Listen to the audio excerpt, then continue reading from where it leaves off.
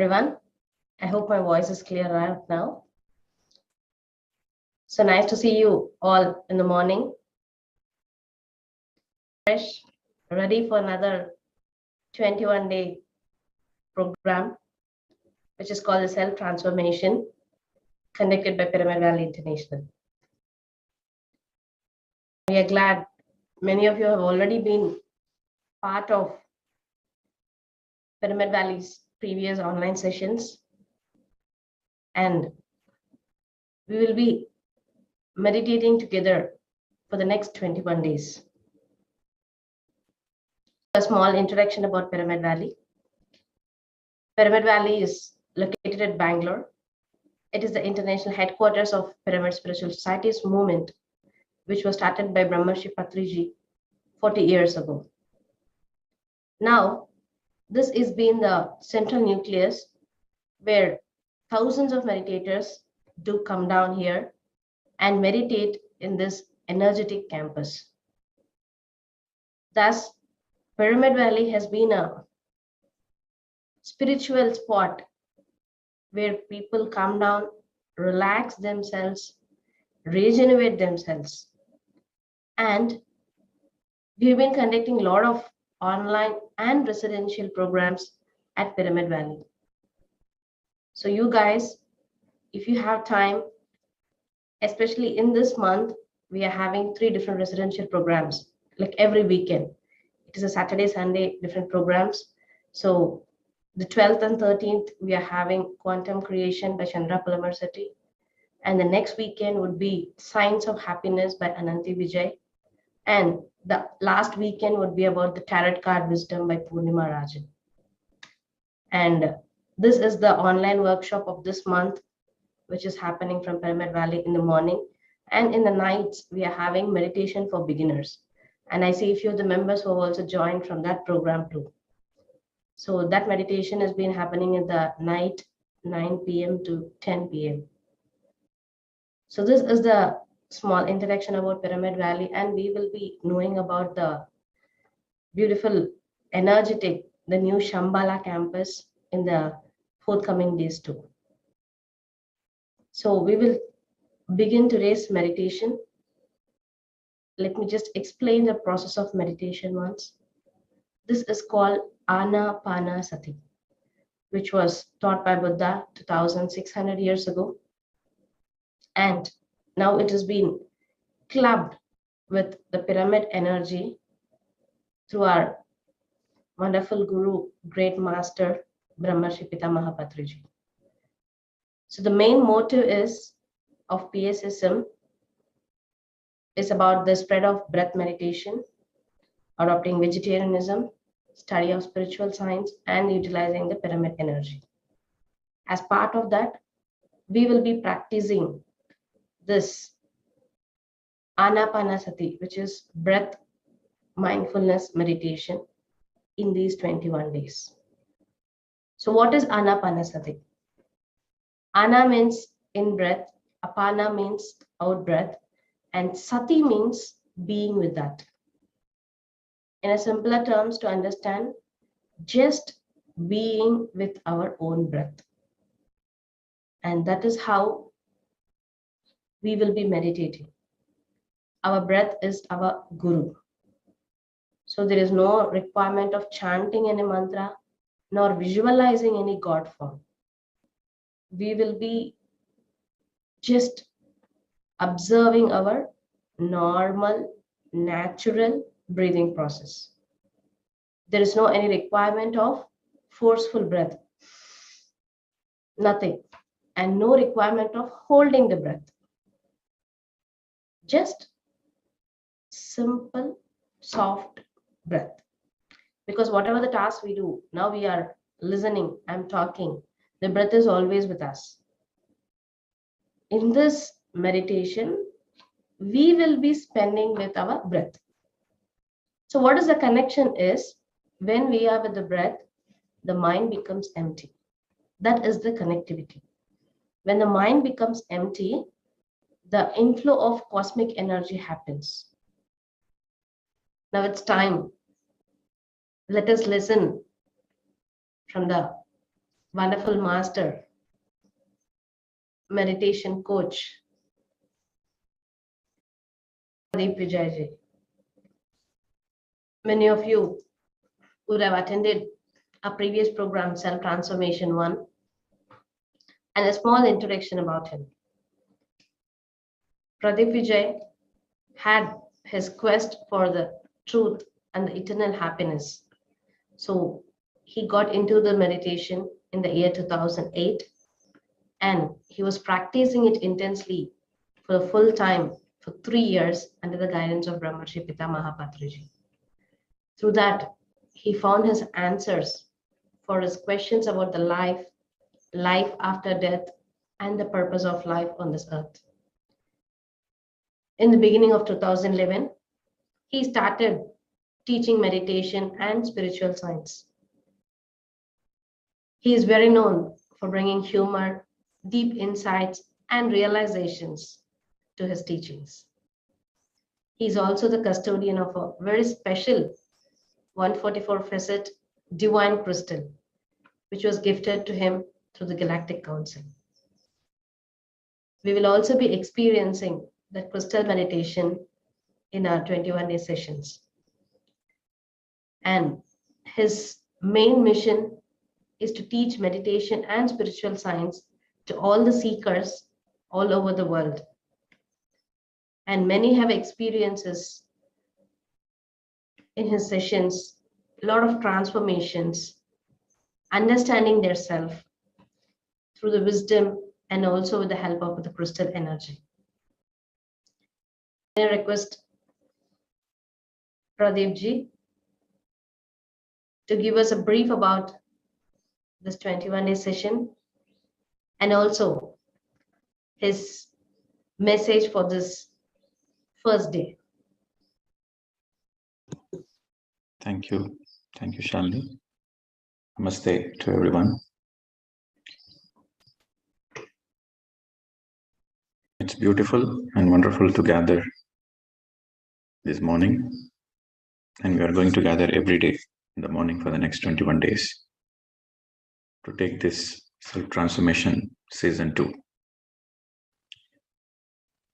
In the self-transformation season 1, we studied and we discussed in detail about the science of meditation and what is meditation, what is not meditation, stages of meditation, and sincerity and seriousness, and the teachings of Gautam Buddha, the teachings of Patanjali.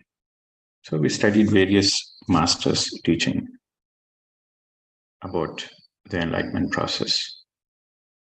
And fundamentally, it was all about, transforming ourselves in our day-to-day life, integrating spirituality in our day-to-day life, like cleaning the house, drinking plenty of water, having 2 meals a day, practicing silence, how we can transform ourselves from illness to wellness, from physical, emotional, and mental and spiritual aspects. So the transformation is from illness to wellness, from darkness to light. So this is a season 2. We'll continue on that theme. We'll discuss more aspects in the season 2.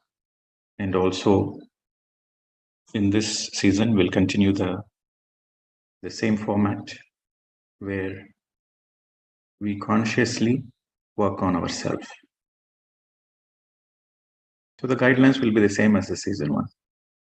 And for the people who are new and who didn't attend the season 1, there is a playlist in the PMC Valley. So please go through the playlist, and it will be very useful because what we covered in the season 1, we won't be covering in the season 2. So for the newcomers, please go and refer back. I request Shalini to paste the link playlist of the season 1, the chat box. Yes, sure. Yeah. So fundamentally, we are going to enjoy this 21 days. It will be 90 minutes. Every day it will be 90 minutes. About 45 minutes will be meditation. Another 45 minutes we'll discuss some topic and we'll go through an interaction, question and answers. So every day there will be an opportunity to ask questions, and everybody will have the opportunity to interact. See, one of the main advantages of this live sessions is your ability to interact. Concept-wise, you can read from the books, you can watch YouTube, you can get it from the internet. So concept is not a big deal. But your understanding of the concept, your fine-tuning of what you have read, of what you have understood, that requires Sajjana Sangatya. That requires discussion, a debate, a spiritual debate, questions and answers. So that is the main advantage of having a live session where you're able to clarify, fine-tune your own understanding. So every day we'll give priority for that as well. So how the program will be in this 21 days is, this 21 days we are going to get into a mode of transformation. We will prepare ourselves physically, emotionally, and mentally. First, physical preparation. Every day before the session, I request everybody to take a pen and note down all those points. We're going to experiment. Whatever we discuss, we're going to practically experiment. So the first point is, every day before we join the Zoom session, before 6 o'clock, we all take shower. Without taking shower, we will not sit for meditation. Because when you take shower, it cleanses the aura. So that's the first point. Second is, on an average, we drink 4 to 5 liters of water every day for the next 21 days. 4 to 5 liters of water every day. Our belly should be full of water all the time. And we won't eat 3 meals a day. We will eat only 2 meals a day. If you're able to eat 1 meal a day, that's well and good. But we'll stick on to 2 meals a day, which is very easy to be followed. 2 meals a day, 12 hours apart. And you might ask, what if I feel hungry in between? If you feel hungry, drink water. Sometimes we confuse, for the thirst, we confuse it with hunger. If you are feeling hungry, you should first drink water. And after drinking water, still you are feeling hungry, that is the real hunger. So whenever you are feeling hungry, please drink water immediately. And eat more fruits, more salads, raw vegetables. But the cooked meal will restrict to only 2. Because a person who eats 1 meal a day is a yogi. A person who is eating 1 meal a day is ready for self-transformation. He's ready for self-realization. 1 meal a day is a yogi. 2 meal a day is a bogi. He wants to enjoy life. He wants to enjoy all the food. 3 meals a day is a rogi. By default, he will become a rogi. So, first week, let us be a bogi. Over second week and third week, we'll try to be a yogi. Because for the newcomers, maybe it will not be easy to be on a 1 meal a day. So that's why for the first week, I would recommend we'll go at least 2 meals a day, 12 hours apart. And before you go to bed, every day before you go to bed, you take shower. So you're going to take shower 2 times a day. Before going to bed in the night, and in the next day in the morning before we gather. So this is the physical preparation. And every Sunday, we are going to experience mindfulness and mauna every Sunday. So on Sundays, Only on Sundays, there will be no interaction. There will be no subject concept. There will be only intense meditation every Sunday. And we will experiment ourselves how to practice mindfulness and how to practice Mauna. I will give you the guidelines tomorrow. For the practice of Mauna and mindfulness, I will discuss about the guidelines tomorrow. Tomorrow is a Saturday. We will discuss about it tomorrow. Mauna helps a lot for our emotional healing. It is a second aspect. The third aspect is we will do meditation every day, and there will be Sajjana Sangatya. So that will take care of our mental detox. There is a physical detox, emotional detox, and mental detox. So these are the aspects we will take it forward for a period of time in this next 21 days. And today let us understand about what is this enlightenment? Why we have to go through this meditation, all the detox, why it is necessary, what is the goal? Now, before we do anything, we need to have clarity why we are doing and what we are expecting. So spirituality is, the moment you hear the word spirituality, then the associate word you expect is, oh, spirituality is for enlightenment. What is enlightenment? What is the definition of enlightenment? Enlightenment means very simple. You are in light. There is no more darkness. You are in light. So when you are in light, what happens? When you are in light, there is no pain and suffering. There is only clarity.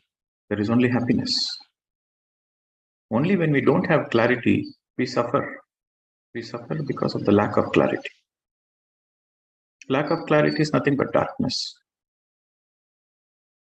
We don't know anything about ourselves. We don't know why we are born. We don't know who we are, what we are. What is the purpose of life? What happens after death?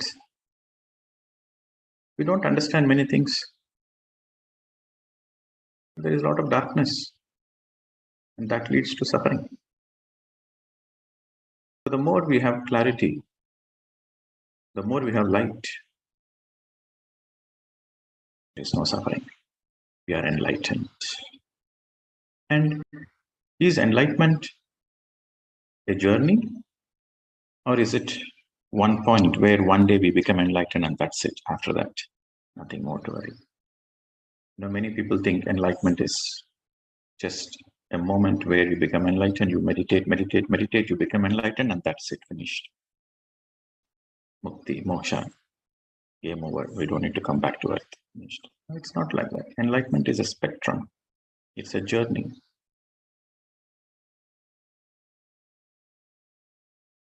Gautam Buddha's main teaching is a Four Noble Truth, four Arya Satyas.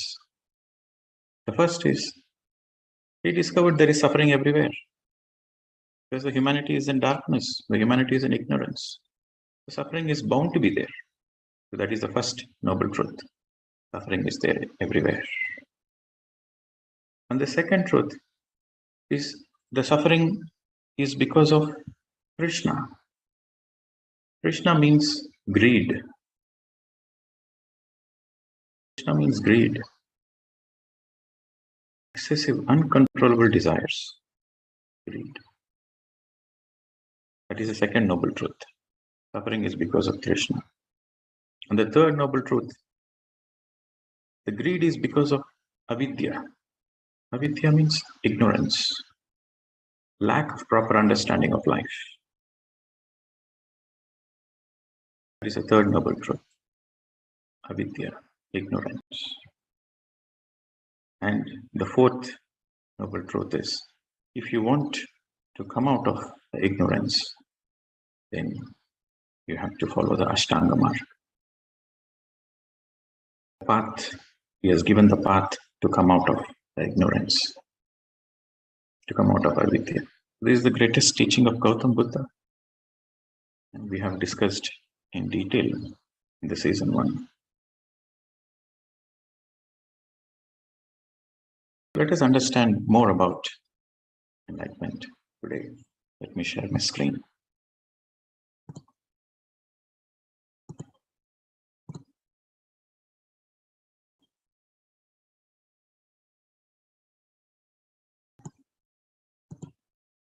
Enlightenment journey. Today being the first day in this 21 days series.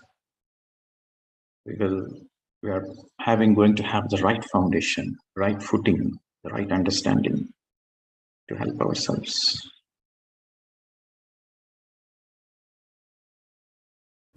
Before we understand this enlightenment journey, let us understand the stages in our soul evolution.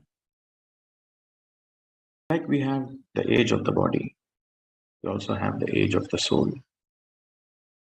The age of the soul is directly proportional to the number of lifetimes the soul takes, and also the experiences the soul gathers in those lifetimes. Soul, on an average, according to some spiritual books, the soul takes an average of 400 lifetimes from the first incarnation to the final incarnation, where there is no more need to come back to the earth. So when the soul has descended and taken upon a physical body, that is called incarnation. The soul has incarnated. And after that lifetime, the soul goes back to the causal worlds and takes one more lifetime, because one lifetime is not sufficient to learn all the lessons on the planet Earth. One lifetime is not sufficient to become a perfected master, to become an enlightened master. One lifetime is not sufficient for the self-realization. One lifetime is not sufficient to finish up all the syllabus and subject of the planet Earth. Earth is like a school, a wonderful school, where the soul learns a lot of lessons. So the soul takes many lifetimes, hundreds of lifetimes. When the soul takes another lifetime, it is called reincarnation. So the first few lifetimes, the soul is an infant soul. And as it graduates, progresses forward, we call it as a baby soul, because it has grown a little bit. And similarly, after a few incarnations, the soul becomes a young soul, then a mature soul, then an old soul, then a transcendental soul, then an infinite soul. So let us understand about what are the qualities of these stages, so that we understand in which stage we are in and what we need to do to graduate further. So let us understand the gunas, the 3 gunas, because understanding these gunas help us to understand the evolution of the soul as well. The first guna, we have 3 gunas, and the 4th one is you are not in any guna, that is nirguna. So first let us understand the 3 gunas. The first one is tamoguna. So people who are in this tamoguna, their focus is only on survival. And they are more body conscious people. So for them, it's eating, sleeping, family life, sex, marriage, children. That's all for them life is. Their happiness is associated with their body, with their physical existence.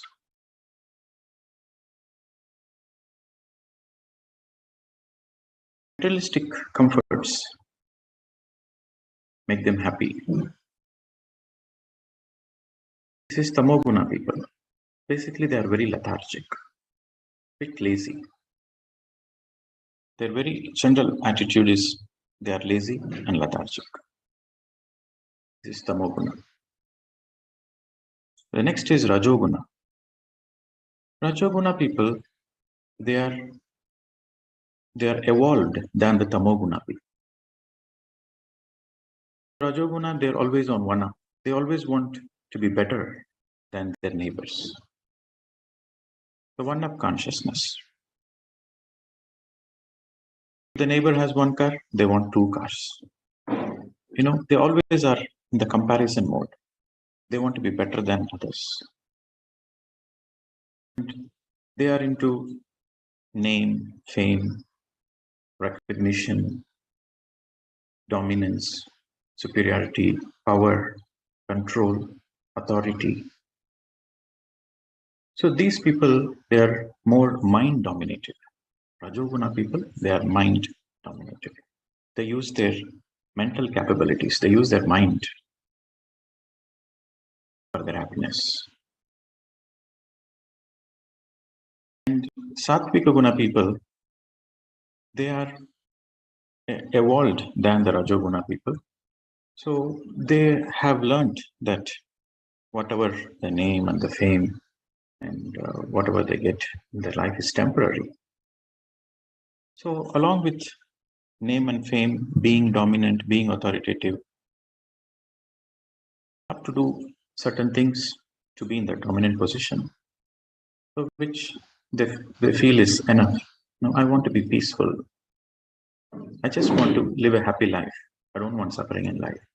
So this kind of attitude, these Sattvika Guna people, they are heart-based people. So Tamoguna is body consciousness, Rajoguna is mind consciousness, and Sattvika Guna, they use their heart, they use their feelings.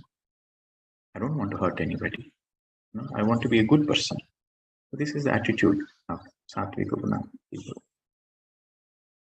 Now, in this soul evolution, the infant soul and the baby soul, they are Tamoguna people. They focus on survival. They've taken only few incarnations. They are getting adapted to the planet Earth. Their main focus is survival. So that is their focus. So infant and baby soul, they come under Tamoguna. These young souls, they are full of energy. They want to be the leaders. They always want to lead other people. All the religious leaders, political leaders, people, the CEOs, the managers who are behind name, fame, money, property, wealth, authority. They are young souls. And they are Rajoguna. And mature souls are Sattvika Guna people. These mature souls, mostly you will find, they are into arts, music, sports. So they are much more evolved than young souls. Mature souls want to do service, physical service. They focus on physical service, giving food to others. And, like Mother Teresa kind of activities, taking care of education of the needy people, taking care of the health, building hospitals, building roads, helping the infrastructure. So these are mature souls. And they take many lifetimes. And the key for how the soul graduates from one level to another level is the level of happiness. The beginning stages, they are happy in their body level. And then they graduate. Then they focus on the mind. And they explore all the aspects of the mind, like domination, authoritative, manipulation. And after that, they say, no, I'm not satisfied. Where can I get more happiness? So then they get into a mature soul where they are focused in arts, they're focused in music, they're focused in sports, they're focused in creativity, and they're focused on social service, physical social service. So then they say, okay, I have taken many lifetimes. Yes, I feel good while doing this painting. I feel good while giving food to others, while taking care of others. But still there is somewhere inside me, I'm not feeling settled. I'm not feeling peaceful. Why so many people have to suffer? Why somebody is born rich? Why somebody is born poor? Why these things are happening? I want to understand all those things. So then they graduate to old soul. So old soul means they are very evolved souls, and they start looking for answers. They start looking for meaning in life. So that means they are an old soul. So the enlightenment journey begins when the search for the truth begins, my dear friends. The moment you question the very fundamental aspect of life, so that means your enlightenment journey has already begun. That is the first stage. So the first stage is called enlightenment before enlightenment.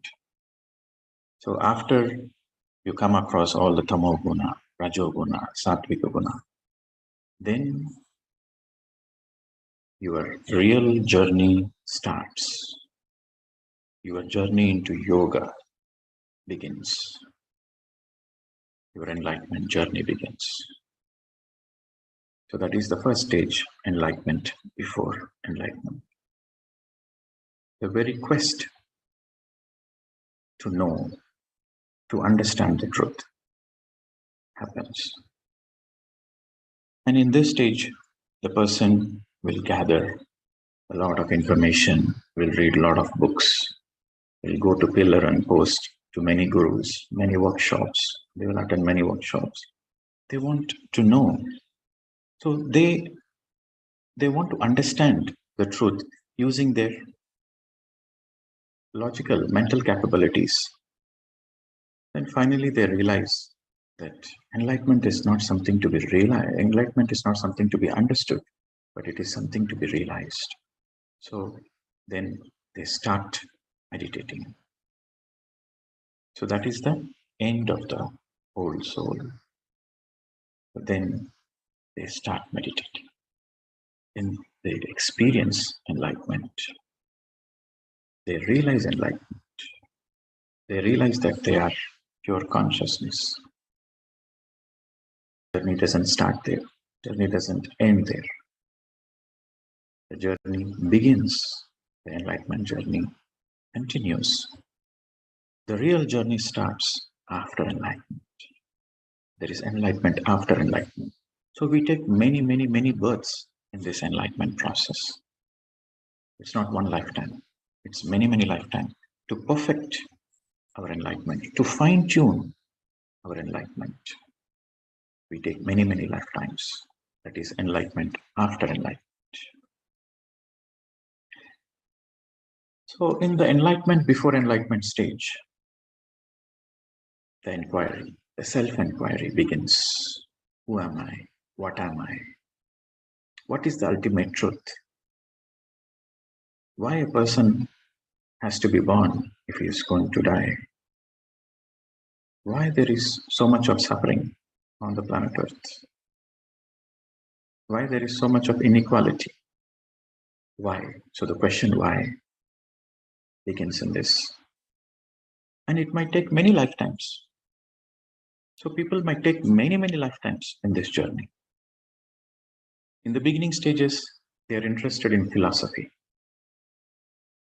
Philosophy means love towards the truth.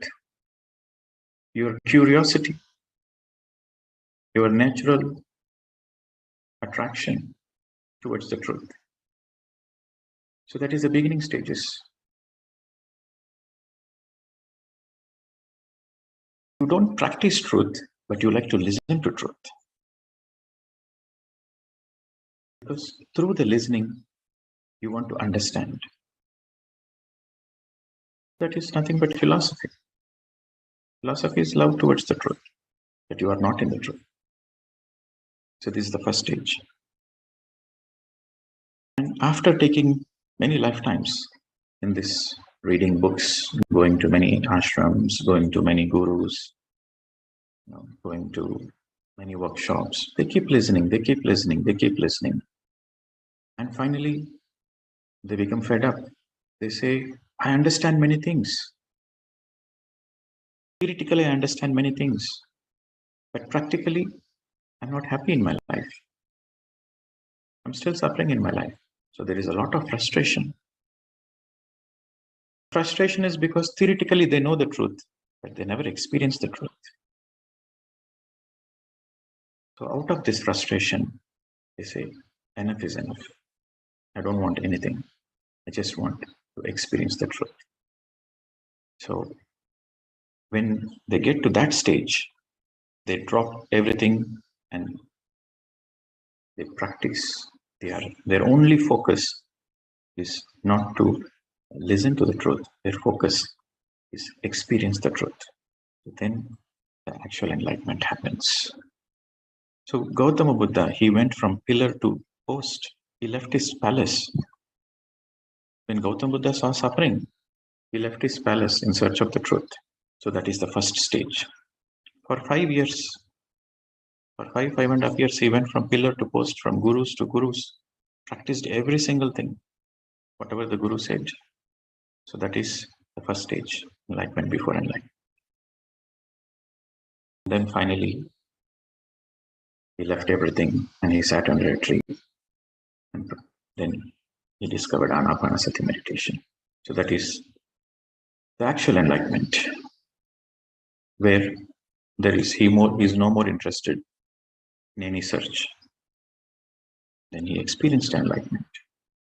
He practiced meditation, Ana-Pana-Sati meditation. And in this Ana-Pana-Sati meditation, he realized that I am not the body, my soul, I am Atma. And his third eye got awakened. And he saw all his past lives. So that is actual enlightenment. The actual enlightenment is the experience that you are not the body. As simple as that.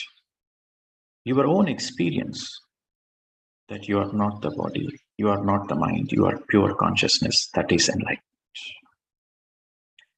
So Gautama Buddha got enlightened sitting under a Bodhi tree with the practice of Ana-Pana-Sati meditation. He discovered Ana-Pana-Sati meditation because one day he's fed up and he sat under the tree. I said, I don't even have the desire to get enlightened. I don't even want to enlighten. I don't even want enlightenment in my life. So for the first time, he dropped all his desires and he sat peacefully under the tree. And for the first time, when he was so much at peace, nothing to do, nowhere to go, the mind is totally at peace. That is the first time something happened with him. And he realized, hey, I did nothing. No desires. I was so calm and so peaceful. I'm just with my own self. That's when something happened. So let me try again. So he consciously sat doing nothing. When you do nothing, when you make your body still and nothing, no desires, nowhere to go, nothing to do, the only thing which happens is you are breathing. The natural breath is happening. So he started witnessing that natural breath. Then he opened his third eye. His third eye got awakened. Then he saw all his past lives. And he saw in his past life he's already enlightened. He's already a great teacher. But even though he's a great teacher in the past life, in this lifetime, the journey has to begin from the enlightenment before enlightenment. We might all been enlightened in our past lives, but in this lifetime, the journey begins again. Once we experience the enlightenment, then our journey continues from where we stopped, from the past life. But the beginning, initial search is there for everybody in every lifetime. So this is the second stage. And the third is enlightenment after enlightenment. The enlightenment after enlightenment is he realized that he is pure consciousness. And with the understanding of with the awakening of the third eye, he realizes he is already enlightened in his past life. So now the perfection happens. The perfection of the enlightenment begins. So they will anchor themselves in spirituality. So they will dedicate their lives towards perfection of their enlightenment. They are into service, not physical service, but spiritual service. And they will be into research, reading a lot of spiritual books, understanding other enlightened masters, and study of many aspects. They are always into experiment. They are not blindly believing anything. They're always into research mode, experiment mode. And whatever they experiment, whatever they learn, they teach to others. Because the more you teach, the more you learn, the more you perfect your understanding, the more you teach. So we take lifetimes where we learn from others, and we take lifetimes where we teach to others. So there are learning lifetimes and there are teaching lifetimes also. So the teaching lifetimes are enlightenment after enlightenment. So after Gautam Buddha got enlightened, so his mission is he realized he's already a teacher in his past life. Now the enlightenment after enlightenment continues. So he wants to spread the truth. So he gave the Four Noble Truths. And to come out of the suffering, to come out of the darkness, he gave the path, the Eightfold Path. The right views, right intentions, right speech, right actions, right livelihood, right efforts, right concentration, which is mindfulness, and right meditation. So this is his teaching. So this is the enlightenment after enlightenment. Now, let us understand a little more about this enlightenment journey. The first stage, which is an Arihant, is an Arihant is a person whose focus is on sincere meditation. So Arihant is a person who meditates sincerely, seriously. His only goal of life is the practice of meditation. He's not interested in any theoretical subjects. He's not interested, he's no more interested in any workshops. He's no more interested in any gyan. His only focus is practice, practice, practice. So with that intense practice of meditation, he understands, he experiences that he is pure Atma, his pure consciousness. So that stage is called Arihant. So in that stage, he becomes eligible to get promoted to the higher dimensions. So that means he graduates from causal world. Many people, normal people, they go from physical to astral, astral to mental, and mental to causal. From causal, they take one more birth to the physical in the reincarnation. So that is for the normal people. But for the Arihant, because he has experienced enlightenment, he has experienced truth, so he becomes eligible to go after he vacates the body from physical to goes to astral. From astral, he goes to mental. From mental, he goes to causal. From causal, he goes to supracausal. He graduates to supracausal. And from supracausal, he plans his one more lifetime. So that is the Arihant. So to understand very simply, a person who does very intense sadhana to experience the truth is an Arihant. And after that, is again born again. Many people think once you become Arihant, once you experience enlightenment, that is the final lifetime. No, that is not right. You have to take a few more lifetimes, because the perfection of the enlightenment is the need of the hour after Arihant. So the next lifetime, once he becomes an Arihant, the next lifetime he takes is a Bodhisattva. A Bodhisattva is a person who comes back as a teacher, or some people call it as a light worker. They want to teach others. Once you have experienced the truth with your own meditation, you want to be a teacher of meditation. You want to be a teacher of spiritual science. And people in this Bodhisattva stage, in the Arihant stage, they are only into practice. They are not into teaching. In the Bodhisattva stage, they are also into practice and also into teaching, both. They want to perfect their own enlightenment. So they dedicate their life for enlightening others also, by teaching others also. And by teaching others, they also perfect their learning. And in this Bodhisattva stage, they release a lot of their residual ego. In the Arihant stage, they come out of the ego. In the Arihant stage, they realize that they are not the ego. So they come out of the ego. But in the Bodhisattva stage, even though you have come out of the ego, there are a lot of residues. We have taken many, many lifetimes. So there are a lot of residues of the ego. So in the Bodhisattva stage, they consciously release the residual ego. They are not yet perfect masters. The Bodhisattva people are masters. They are enlightened people, but they are not yet perfected. Because they are not yet perfected because they still have the residual ego.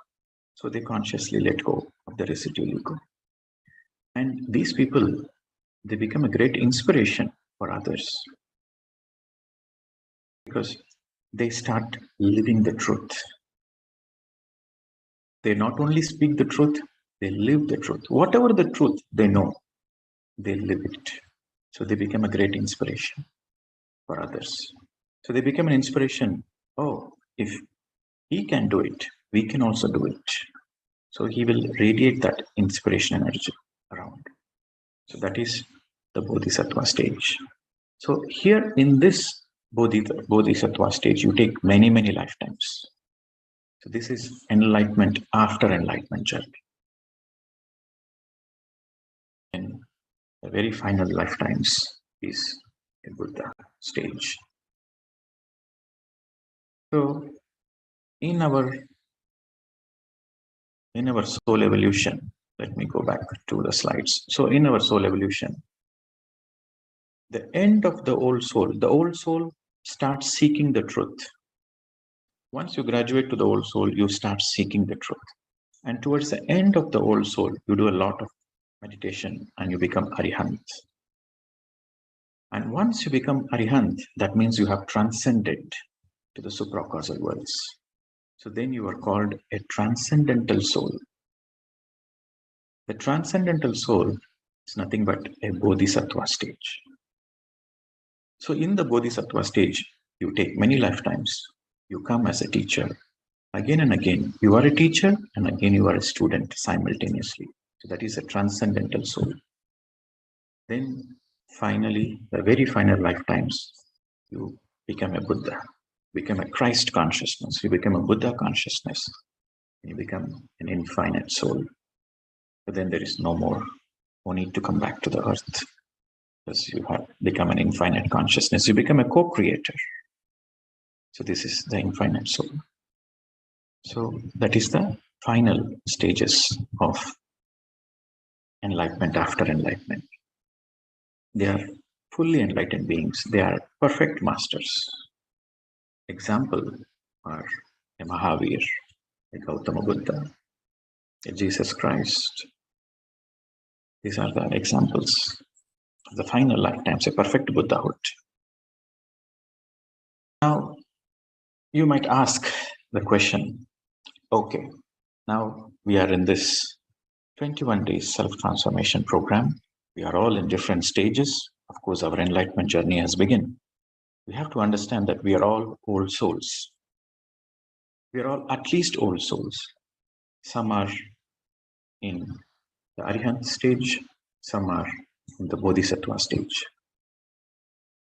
So what should we do to become perfect masters? So that is the question. Okay, now what should I do? I want to grow. I want to become a perfect master. What should I do? So for that, we will focus on Yamas and Niyamas. This is given by the great Rishi, Maharshi, Brahmarshi, enlightened master Patanjali. There are 5 Yamas and 5 Niyamas. If we are able to focus on this 5 Yamas and 5 Niyamas, then we are becoming a perfect master. What are Yamas? Yamas means we have a perfect control on our principles, ethics of our life, our principles of our life. So there are 5 Yamas. Number 1 is Ahimsa. Ahimsa means you are not involved in any violence. You are not into killing. You don't want to hurt any living beings. That is the first quality. This should be the principle of your life. Yamas are principles of the life, and niyamas are perfect control on our everyday activities. So before we go to the everyday activities, first we should understand our principles of life. What principles should we have on our life to become a perfect master? First is ahimsa, non-violence. To be compassionate to all beings. And the second is satya, truth. You always speak the truth, come what may. Even that means you're going to get killed. So what? You understand there is no death. So you always speak the truth. You're always authentic. What you think is what you speak, is what you do. That means you are in satya. You are an authentic person. And the third is brahmacharya.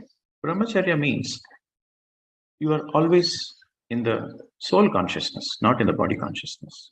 You live your life. Your life approach is I'm a pure soul, I'm not the body. So for example, if you're going through a cough or a cold or a fever, you won't take medicines. You say, I'm not the body, I'm soul. So you will meditate more and you will be more sensitive towards your body. You will be sensitive towards your body, but you will live life every moment with understanding that there is no death. You are a pure soul. This is brahmacharya. Brahmacharya means a person who lives in the soul consciousness, not in the body consciousness. And then asteya. Asteya means there is no comparison. You realize, you understand that we are all unique and we are all beautiful. No two people on the planet Earth are the same. You are as unique as possible. So if you are as unique, then you are as precious as possible. You are very precious. And everybody is unique and everybody's journey is unique. No need to compare with others. When you understand that you are unique, you are precious, you are diamond. Everybody is precious. So then there is no comparison. So when there is no comparison, there is no jealousy. In your life, there is no jealousy. In your life, you never compare with anybody. So this is asteya. Then aparigraha. Aparigraha means you take what is needed for your needs, but you are always focused on service. You're always focused on the welfare of others. You are in the Vasudhaiva Kutumbaka. You say, I want to take care of the whole of the planet Earth. You will take care of your body needs, but your focus is always to serve others, to take care of the whole of the humanity. Always in service, service, service. Okay. This is aparigraha. This is the fifth point. So these are the 5 yamas we should integrate in our life as principles of our life. So when we have the perfect control on these principles and at any given point in our life, so that means we are perfecting ourselves. And the niyamas. Niyamas are the perfect control on our everyday affairs. So how is our attitude in our everyday life? So that's the niyamas. So there are 5 niyamas. And these yamas and niyamas are given by the great master, Patanjali. So the first is cleanliness. So in the self-transformation season 1, we spoke about how to make our home our ashram. Why it is important to keep clean our house, our surroundings. Always wear clean clothes. Always take shower. Okay. So this is cleanliness. This should be our everyday affair. To keep our clothes, to keep ourselves, to keep our surroundings, everything clean. And next, santosha, contentment. So when a person is happy in all the situations, success, failure, loss in the business, or profit in the business, somebody insults you, somebody praises you, or some loved ones passes away, vacates the body. In every situation, you are happy.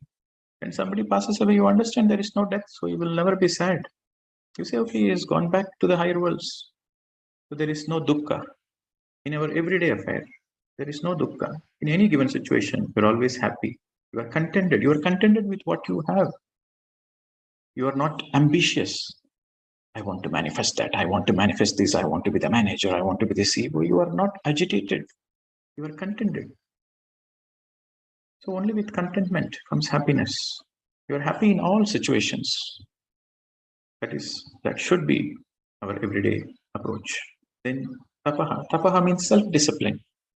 So we don't eat too much. We don't involve in indulgence. So we eat only 1 meal a day. We eat only 2 meals a day to take care of our body, to enjoy the food. And we don't sleep too much. We sleep whatever is necessary for our body. 4 to 5 hours of sleep is necessary for the body. But more than that, we don't waste time. We meditate and we read books. So the more you do meditation, more naturally your sleep requirement reduces. So tapaha means self-discipline. Simply means, there is no complaints whatsoever. Tapaha. You are adapted to all the situations. Whatever might be the situation, you are adapted. You travel to some place, there is no facility to sleep. The mattress is not good. The rooms are not good. You are going for a spiritual gathering. The facilities are not good. You don't complain. Okay, the bed is not good. So what? I'll sleep on the floor. Or if I can't sleep on the floor, I'll sit and meditate the whole night. If you have food to eat, you will enjoy the meal. If you don't have food to eat, so what? So you are adapted to all the situations. So you are a self-disciplined person. So that is tapaha. So every day you should adapt to whatever the situation around. And the third and the fourth is swadhyaya. Swadhyaya means self-study. Swa-adhyaya, self-study. So the more you read the books, the more you understand a lot about yourself. You understand other great masters. While understanding the other great masters, simultaneously you understand yourself. So that is swadhyaya. So every day we should always read books. We should always listen to others' experiences. We should always learn from others. So the more you are learning from others, the more you are learning about yourself, the more you are perfecting yourself. That is swa-adhyaya, self-study. The final is Ishvara Pranidhana. That means to see everybody as God. To see every Aham Brahmasmi stage, to see God in everywhere. The essence of me, Aham Brahmasmi means the essence of me is the essence of the whole creation. You see God in every living being. So in your everyday approach, you are seeing God in everybody. So in the Arihant stage, you see God in yourself. But in the Bodhisattva stage, you see God in everybody. Every person you interact with, every living being you see, you always see the Godhood inside them. Then you start appreciating their beauty. When you see God in everybody, then you don't see their negatives. You see only their positives. You see only their beauty. So then naturally, everybody wants to be your friend. When you are able to see beauty in everybody, when you recognize the beauty of others, then everybody wants to be your friend. The Maitreya happens only when you're able to see God in everybody. So if you are able to practice this in our everyday life, then we are perfecting ourselves towards Christ consciousness, towards Buddha consciousness. So this is the theme of this 21 days transformation season 2, my dear friends. So I think we have discussed the foundation. On this, we will build upon this 21 days sequence. If you have any questions, we will take 1 or 2 questions.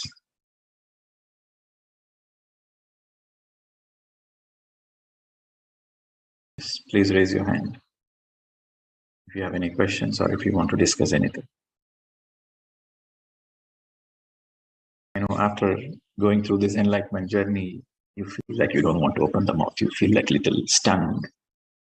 That is the nature of the truth. When you listen to the truth, your whole being is into that heightened state of consciousness. You feel stunned. Nevertheless, we'll take few questions just to integrate what we have discussed today. Small request for participants. So whoever has raised your hands, probably possible, please switch on your video so it would be really easy for the communication. And also, when you talk, please tell where you are been logging in from. So you can introduce yourself and be precise in asking the questions. Thank you. Yes, and we will unmute only whoever is on the video as a first priority. Okay. So, Divangar. Yes. Good morning, sir. I'm Divakar and I'm from Chennai. So it's audible, right, sir? Yes, sir. Go ahead. Yeah. So thank you. And like within a short span of time, it was more informations to be understood and to be learned during this session. So my direct question is like the stages of soul's evolutions. So when you are one by one, we were briefing about the infant soul, baby soul, each and every soul.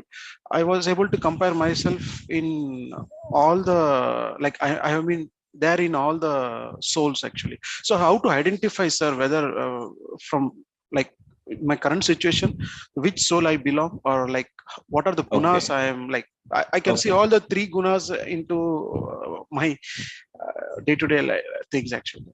Okay, very good question. You see, we have all the gunas within us. Yes. Everybody has all the gunas. But when I mentioned about tamo guna, rajo guna, sattvika guna, that means they are stuck there.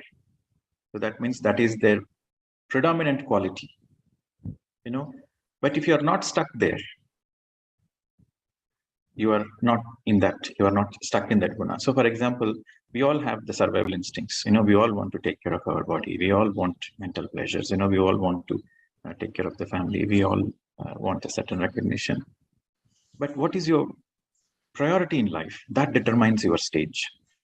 So if your priority is to serve, then if your priority is to be a good person, to do service, and to be in the arts and sports and creativity, then you are a mature soul. But if your priority in life is to know the truth, you are interested to know the truth, philosophy, that means you are a very old soul. If your priority is to only do meditation and to experience the truth, then you are in the final stages of the old soul, you are an arihant. But if you have an urge to not only to do meditation, but to teach meditation to others, then you are in the transcendental soul stage. Okay. So what is your goal of life? That determines in what level of evolution you are in. If your goal of life is only to eat, sleep, that's it. So that means you are a baby and infant soul. If your goal of life is to achieve mission, I want to manifest this, I want to manifest that, I want to be a CEO, I want to be a political leader, I want to be a religious leader, you know, I want name and fame, I want everybody to respect me. So then you are a young soul. So what is the priority? Your life, that determines in which level you are. Okay. So the priority will change, right? So in every transformation we do? Yes. No, the priority, sometimes it might change within the same lifetime. Sometimes it takes many lifetimes. Okay. For example, I'll give an example. For example, you are a meditator in your past life. For example, you are a meditator in your past life and you have experienced the truth. So in this lifetime, you might be born in a normal family and you will go through all those initial stages of, you know, I want to study well, I want to get this job and I want to earn money. You will go through all those things. But once you achieve all those things, then you said, no, this is not what I want. You are still incomplete. Correct. You know, you as a child, you thought earning money will give you happiness. But you earn money, but happiness was not there. So you will not waste time in earning more and more and more money. Immediately, you will say, the very first salary you get, you say, this doesn't give me happiness. This is not what I want. I'm looking for something else. So you might cross the stage, but you will not stuck there. Thank you. Thank you, sir.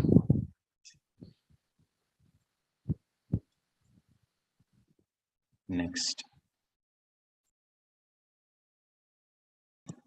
Nigma. Good morning sir, आपने जो भी बताया बहुत अच्छे से समझ में आ गया, मतलब बहुत डाउट्स थे वो क्लियर हो गए. माय क्वेश्चन इज इन कहाँ से मैडम, कहाँ से बात कर रहे हैं? Sorry, I am from Mumbai. Okay, go So ahead. in Patanjali Yoga Sutra, where I have read about brahmacharya is celibacy, and you have talked about कि हर एक चीज मतलब हर एक व्यक्ति को हम एज अ सोल कॉन्शियसनेस में हम रहते हैं, तो वो डिफरेंस नहीं समझ में आ रहा है मुझे. See, Patanjali's Yoga Sutras is misunderstood by many people. I've discussed in detail about in the season 1. So in Patanjali's Yoga Sutras, they start with yamas and niyamas. So these yamas and niyamas are in the final lifetimes. Yamas and niyamas. If you have yamas and niyamas, then you don't need meditation work. So for example, if you are a healthy person, you don't go to doctor. If you're a healthy person, you never go to doctor. If you're a healthy person, you don't need medicines. Similarly, for the person who is having yamas and niyamas, he doesn't need meditation. He's already a perfect master. So yamas, that is the main misunderstanding in Patanjali's Yoga Sutras, because they say we should start with yamas and niyamas. So then people say, oh, yamas and niyamas are too much for me. Maybe this is not for me. Maybe not in this lifetime. Maybe some other lifetime. So they don't go into yoga. So it should start with asana. Okay. And yamas and niyamas are the final. So yamas and niyamas are the final outcome of a Buddhahood. So this is the main misunderstanding. And brahmacharya, people think brahmacharya is taking a celibacy. No, brahmacharya is not that. Brahmacharya means Brahma. Charya means you are in the God consciousness. Brahma is creation, God. You are in the God consciousness. And that is a yama. Yama means this is the principle of my life. That I live my whole life as a soul consciousness, not as a body consciousness. So there are many misunderstandings. When we don't do meditation, we don't understand Patanjali. We don't understand Buddha. Like, for example, you don't know cricket. You don't understand Dhoni. You don't understand Tendulkar. You don't understand what great player they are until you know cricket, until you play cricket. So if you want to understand the great masters, you have to meditate. If you don't meditate, you will never understand the teachings of Jesus Christ. Okay, so there's a lot of misunderstandings. That's why meditation becomes very, very important. So that's why Swadhyaya comes towards the final. Because if you're not a meditator, you read books, you misunderstand it. But if you're a meditator and then you read books, you understand the right way. Okay. Thank you, sir. Thank you so much. Yes. So the next, Gunjan. Good morning, sir. Yes, madam. Sir, my question is related to after attending your last session. So I have been trying to learn meditation, and now I am able to concentrate at least for 1.5 hours. But when I see YouTubes, I see that people are having experiences. I never had any experience, but I find some positive changes in me. So am I going right? You want to hear the truth? Yeah. Meditation is not to have experience. Meditation is for realization, not for experiences. When you don't have any experience, Yeah. that means you are in meditation. You are in a meditative state. So having meditation is for the beginners of meditation, and having no experience is actual meditation. Thank you, sir, because I was always in doubt that I'm doing something wrong somewhere. I'm not having any experience. Yes. Thank you so much. You are in the right track. I never had any experience in my meditation. Zero. Okay. I intensely- also did not have any, because I attended you were the first teacher in meditation for me. I attended your last session and now I joined again. Fortunately, I just came across that you have another session now. And since then I have been trying, but now I can sit for like 1.5 hours at a time and even twice a day also, but no experience. That's fine, madam. That is perfect. having no experience at the final stages in the meditation journey. Thank you so much, sir. Yes. Thank you. Next. A small announcement, Pradeep, before we go for the next question. So, dear friends, you all have been asking about this session. So today's session will be uploaded on the Pyramid Valley YouTube channel.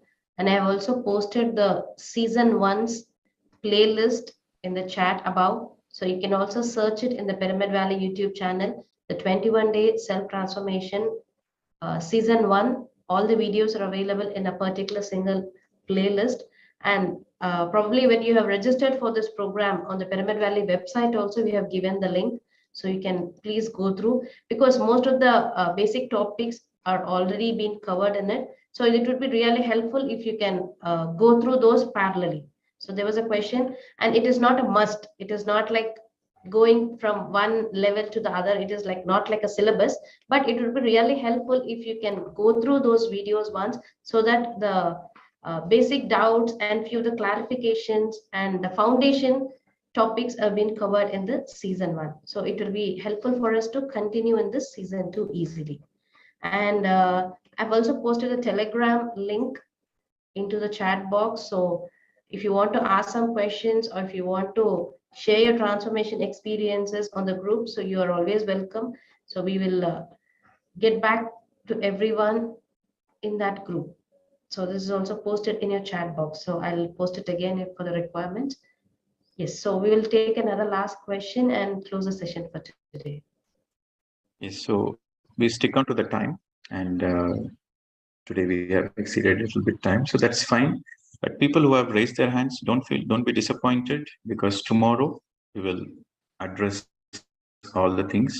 So whatever are the questions you had today, you please, whoever didn't get the opportunity, you please ask tomorrow, and every single question will be clarified before we move further. Okay, so I will take the last question of the day. Okay, so Deepthi.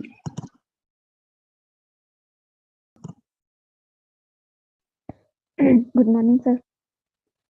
Yes, madam. Thank you for giving me the opportunity to ask this question. My question is related to the process. It is related to the shower early in the morning and before going to sleep. It is from the head we need to take the shower, because for girls with big hairs, it is difficult to. It's all your choice, madam. A body shower, I mean, cleansing the aura, the body shower is compulsory.